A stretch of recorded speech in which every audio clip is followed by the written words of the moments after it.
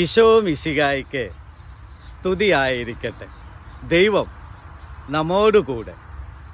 ഒരു കപ്പൽ കാറ്റിൽ തകർന്ന് 2 വ്യക്തികൾ മാത്രം കഷ്ടിച്ച് രക്ഷപ്പെട്ട് അവരൊരു ദ്വീപിൽ അഭയം പ്രാപിച്ചു. ആ ദ്വീപിലാണെങ്കിൽ കഷ്ടിച്ച് കുറച്ച് വെള്ളം മാത്രമേ ശേഷിച്ചിരുന്നുള്ളൂ. അവർക്ക് മനസ്സിലായി തങ്ങളെ ഇനിയും രക്ഷിക്കുവാൻ ദൈവത്തിന് മാത്രമേ സാധിക്കുകയുള്ളൂ. 2 പേരും പ്രാർത്ഥിക്കുവാനായി തീരുമാനമെടുത്തു.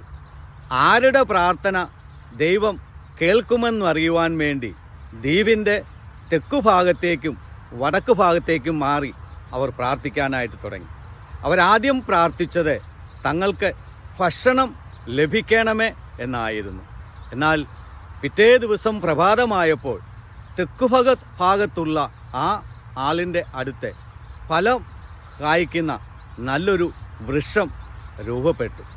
വീണ്ടും 2 പേരും വസ്ത്രങ്ങൾക്ക് വേണ്ടി പ്രാർത്ഥിക്കാനായിട്ട് തുടങ്ങി. പിറ്റേ ദിവസം തെക്കുഭാഗത്തുള്ള വ്യക്തിക്ക് ധാരാളം വസ്ത്രങ്ങൾ ലഭിച്ചു. വീണ്ടും അവർ അവിടെ നിന്ന് രക്ഷപ്പെടുവാൻ വേണ്ടി ഒരു തോണിക്ക് വേണ്ടി പ്രാർത്ഥിച്ചു. പിറ്റേ ദിവസം തെക്കുഭാഗത്തേക്ക് ഒരു തോണി കടന്നു വന്നു. പെട്ടെന്ന് തെക്കുഭാഗത്തുള്ള മനുഷ്യൻ തോണിയിൽ കയറി തോണി തുഴഞ്ഞ് മുന്നോട്ട് നീങ്ങുമ്പോൾ മുകളിൽ നിന്ന് ഒരു ശബ്ദമുണ്ടായി. ദൈവം അവനോടൊരു ചോദ്യം ചോദിച്ചു, നീ എന്തുകൊണ്ടാണ് മറ്റേ വ്യക്തിയെ ഈ തോണിയിൽ കയറ്റാതെ ഇരിക്കുന്നത്? അവൻ പറഞ്ഞു, അവൻ ശപിക്കപ്പെട്ടവനാണ്. അവൻ്റെ പ്രാർത്ഥനയൊന്നും ദൈവം കേട്ടില്ല.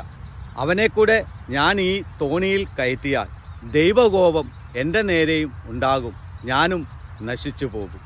ദൈവം അവനോട് പറഞ്ഞു, കുഞ്ഞെ, നിനക്ക് തെറ്റുപറ്റി. ഞാൻ കേട്ടത് മുഴുവൻ അവൻ്റെ പ്രാർത്ഥനയായിരുന്നു.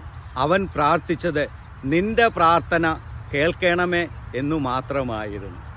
സ്നേഹമുള്ളവരെ, ലൂക്കാസ് സുവിശേഷം 22-ാം അധ്യായം 31-32 തിരുവചനങ്ങൾ.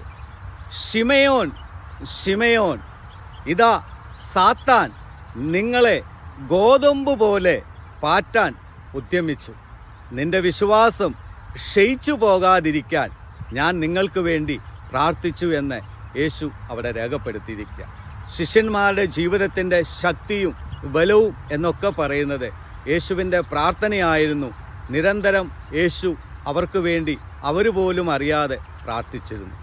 അതേ പ്രിയപ്പെട്ടവരെ, പലപ്പോഴും നമ്മുടെയൊക്കെ ജീവിതത്തിൽ നാം പല അപകടങ്ങളിൽ നിന്നും അനർത്ഥങ്ങളിൽ നിന്നുമൊക്കെ രക്ഷപ്പെടുന്നത് നാം പോലും അറിയാതെ നമുക്ക് വേണ്ടി അനേകരെ പ്രാർത്ഥിക്കുന്നത് കൊണ്ടാണ്.